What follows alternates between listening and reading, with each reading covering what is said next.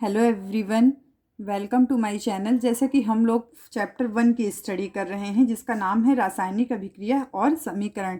इसमें हम लोग बहुत कुछ पढ़ चुके हैं और अब हम मेन जो है इसके टॉपिक पे आते हैं कि आज हम लोग को पढ़ना क्या है। तो आज हम लोग अपने फर्स्ट चैप्टर का जो क्वेश्चन है उसको सॉल्व कर रहे थे। उसमें बहुत सारे क्वेश्चन ऐसे हैं जिसको मतलब बिना हैंड राइट नोट के समझाया नहीं जा सकता। तो सबसे महत्वपूर्ण चीज़ आज हम लोग पढ़ रहे हैं, रासायनिक समीकरण को संतुलित कैसे किया जाता है। तो हमारी बुक का 5वां क्वेश्चन है, निम्न कथनों को रासायनिक समीकरण के रूप में परिवर्तित कर उन्हें संतुलित कीजिए। ये हमारी बुक का 5वां क्वेश्चन है।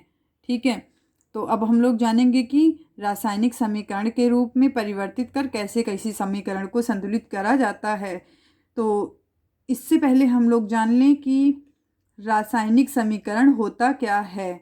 तो वह समीकरण जिसमें दोनों पक्षों में प्रत्येक तत्व के परमाणुओं की संख्या बराबर होती है संतुलित रासायनिक समीकरण कहलाते हैं। तो संतुलित रासायनिक समीकरण वह है जिसमें प्रत्येक तत्व के परमाणुओं की संख्या बराबर होती है।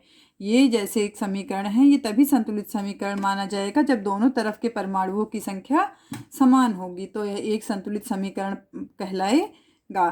ठीक है, फिर चलिए हम लोग एक बार देख लेते हैं कि हमारी बुक में ये क्वेश्चंस कैसे दिए गए हैं, तब हम लोग इसको सॉल्व करते हैं। ओके,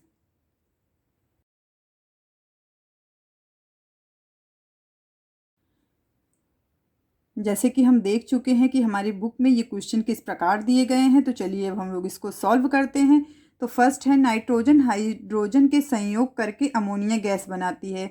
जब नाइट्रोजन का हाइड्रोजन से संयोग होता है तो अमोनिया गैस कैसे बनती है, चलिए जानते हैं। जब 3 मॉलिक्यूल हाइड्रोजन के और को N2 से अभिक्रिया कराई जाती है तो 2NH3 बनता है। 2NH3 मतलब अमोनिया। ठीक है, 2NH3 क्या होता है, अमोनिया। अब हम लोग फर्स्ट समझ लिए, अब सेकंड की ओर आते हैं। हाइड्रोजन सल्फाइड गैस का वायु में दहन होने पर जल एवं सल्फर डाइऑक्साइड बनता है। हाइड्रोजन सल्फर डाई गैस, हाइड्रोजन सल्फर डाई गैस का फार्मूला होता है H2S। को जब वायु में दहन कराया जाए तो वायु में क्या होती है, वायु वायु में O2 मिलता है हम लोग को।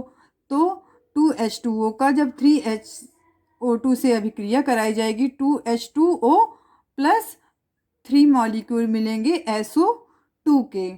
ठीक है, तो हम लोग को यहाँ मिलेगा जल और सल्फर डाइऑक्साइड। यही यहाँ बताया गया कि हाइड्रोजन सल्फाइड गैस का वायु में दहन होने पर जल एवं सल्फर डाइऑक्साइड का निर्माण होता है। तो हम लोगों ने हाइड्रोजन सल्फाइड को जब वायु में उपस्थित गैस से अभिक्रिया कराई तो हम लोग को जल मिला और सल्फर डाइऑक्साइड गैस का निर्माण हुआ। ठीक है, अब हम लोग आते हैं सी। एल्यूमिनियम सल्फेट के साथ अभिक्रिया कर बोरियम क्लोराइड एल्यूमिनियम क्लोराइड एवं बोरियम सल्फेट का अवक्षेपण देता है। तो बोरियम क्लोराइड का फॉर्मूला क्या है, 3BaCl2, ये होता है बोरियम क्लोराइड। और Al2SO4 थ्राइस एल्यूमिनियम सल्फाइड ये होता है। ठीक है, जब इन दोनों को अभिक्रिया कराई जाती है तो aluminium chloride 2Al3 plus 3BaSO2 बनता है। 3BaSO2 को बोलते हैं बोरियम सल्फेट। ठीक है, देखिए दोनों तरफ मॉलिक्यूल समान हैं। यहाँ पे Ba के 3 मॉलिक्यूल्स हैं, यहाँ भी Ba के 3 मॉलिक्यूल्स हैं। ठीक है, बोरियम के 3 मॉलिक्यूल्स इधर हैं, 3 इधर हैं, और 2 मॉलिक्यूल्स इधर हैं तो 2 मॉलिक्यूल्स इधर हैं। तो दोनों पक्ष समान हैं तो समीकरण को समान माना गया है। अब हम लोग लास्ट आते हैं, पोटेशियम धातु जल के साथ अभिक्रिया करके पोटेशियम हाइड्रो ऑक्साइड एवं हाइड्रोजन गैस निकालती है। जब पोटेशियम धातु को जल से अभिक्रिया कराई जाती है तो पोटेशियम हाइड्रोक्साइड का निर्माण होता है और हाइड्रोजन गैस निकलती है। ये भी देख लीजिए, दोनों तरफ समीकरण समान है। तो 2 के 2 पोटेशियम मॉलिक्यूल इधर है, 2 पोटेशियम मॉलिक्यूल इधर है। ठीक है, 2 H2O यहाँ है तो H2 के यहाँ दो दो दो अणु हैं।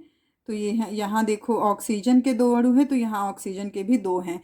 तो इसलिए कहा जाता है कि दोनों तरफ के दोनों पक्ष में तत्वों के परमाणुओं की संख्या बराबर होती है तभी वह एक संतुलित रासायनिक समीकरण माना जाता है। ठीक है, तो अगर कोई रासायनिक समीकरण कराया जा रहा है, ठीक है, तो दोनों पक्ष में प्रत्येक तत्व के परमाणुओं की संख्या बराबर होती है। यही मेन है कि प्रत्येक तत्व के परमाणुओं की संख्या बराबर होती है तो वह एक संतुलित रासायनिक समीकरण होता है। तो अब हम लोग जानेंगे कि मतलब जो संतुलित रासायनिक समीकरण होता है तो दोनों परमाणुओं की संख्या समान है। जैसे कि देखो, ये चार हम लोग देखें, चार समीकरण, चारों में परमाणुओं की संख्या समान है। तो इस प्रकार हम देख सकते हैं कि अभिकारकों तथा उत्पादों में तत्वों के परमाणुओं की संख्या समान है। जो अभिकारक हैं और जो उत्पाद हैं, ये अभिकारक हैं, ये उत्पाद हैं, इसमें तत्वों के परमाणुओं की संख्या समान है। अतः उपयुक्त समीकरण एक संतुलित समीकरण है। इसी की बेसिस पे कहा जा सकता है कि यह एक संतुलित समीकरण है, क्योंकि इसमें उत्पादों और अभिकारकों की संख्या समान है। तो यह एक संतुलित रासायनिक समीकरण है। आज का टॉपिक हमारा यहीं समाप्त होता है। कल हम लोग क्वेश्चन 6 जो यही है, रासायनिक समीकरण को कैसे संतुलित किया जाता है, हमारी बुक के क्वेश्चन वो भी हैं, वो सॉल्व करेंगे। Thanks for watching, subscribe more videos को लाइक ज़रूर करिए। आप लोग मेरे साथ बने रहिए और लाइक ज़रूर करिए।